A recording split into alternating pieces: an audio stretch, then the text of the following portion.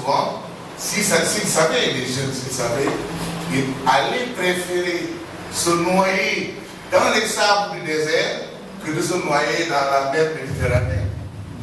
Moi, je préfère me noyer dans les sables du désert que de me noyer dans la mer Méditerranée. Mais il faut être un peu un abrégé pour comprendre ce que je dis, comme ça, on ne va pas dans ça.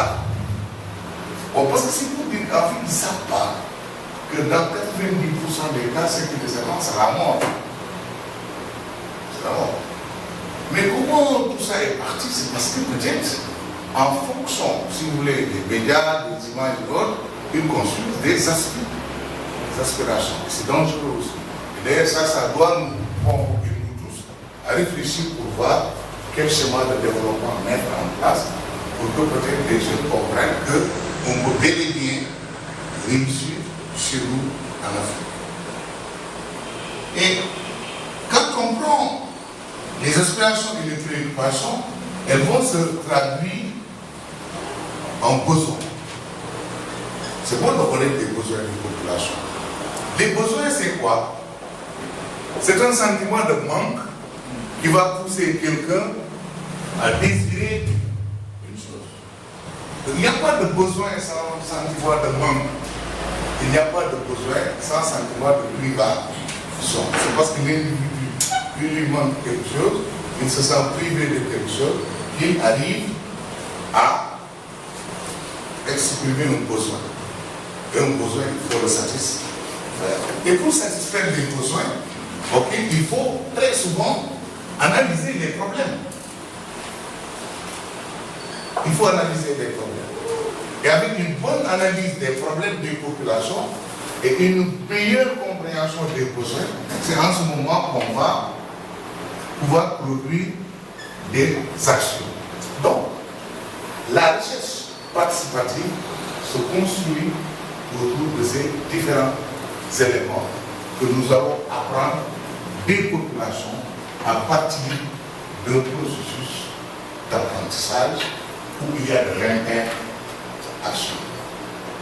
Et vous verrez que ici, si on les traduit, les chercheurs que vous êtes vont avoir des informations. C'est quoi les informations? C'est un ensemble d'intrants qui sont combinés pour programmer des actions, n'est-ce pas? Donc si les informations combinées pour programmer des actions ne reflètent pas les aspirations, les préoccupations, les besoins, on ne sera jamais capable de susciter l'engagement de la population. Et aujourd'hui, tous les projets de développement ont besoin de l'engagement des populations. Il y a beaucoup de projets qui marchent pas parce qu'il y a un engagement, il y a le manque d'engagement des populations. Vous imaginez qu'on peut faire beaucoup de choses chez nous si les populations s'engagent. Et de là, vous allez voir que quelque part, la recherche participative vous invite à vous dire que vous ne pouvez pas connaître tout ça mieux que les populations qui les vivent. Donc, d'où la nécessité de mettre en place un processus d'apprentissage qui va vous permettre d'amener les populations à concevoir des actions. Maintenant, si la recherche participative est un processus d'apprentissage, il serait très important de voir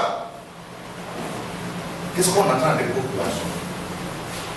Qu'est-ce qu'on attend en réalité des populations.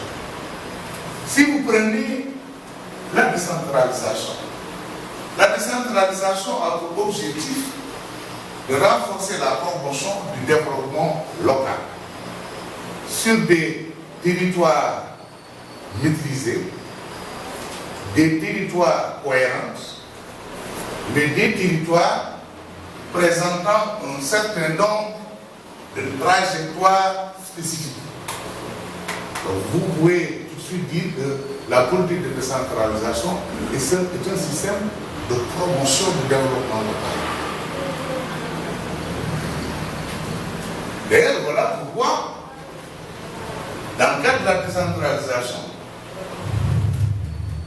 qui est le moteur du développement local, l'État va accepter de transférer ses compétences vers les populations. Selon quel mécanisme? À partir de la création d'entités autonomes, d'entités administratives appelées quoi?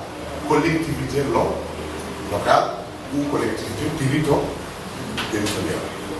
C'est important, ça veut dire ici, c'est l'État lui-même qui va décider des entités habilitées à devenir des collectivités locales, des collectivités territoriales.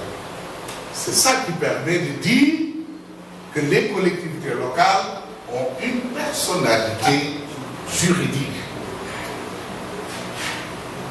Et c'est à cause de l'existence de la personnalité juridique que l'État décide de transférer sa compétence. Donc on nous dit, mathématiquement, l'État transfère sa compétence si et seulement si la collectivité tout court a une personnalité juridique.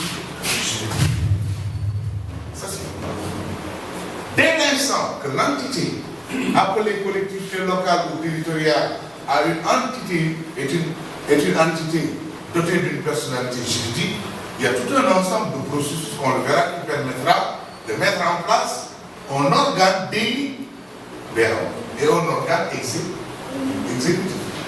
C'est-à-dire que tout le monde ne peut pas décider. Il faut que nous choisissons parmi nous certains qui vont décider. C'est ça en fait.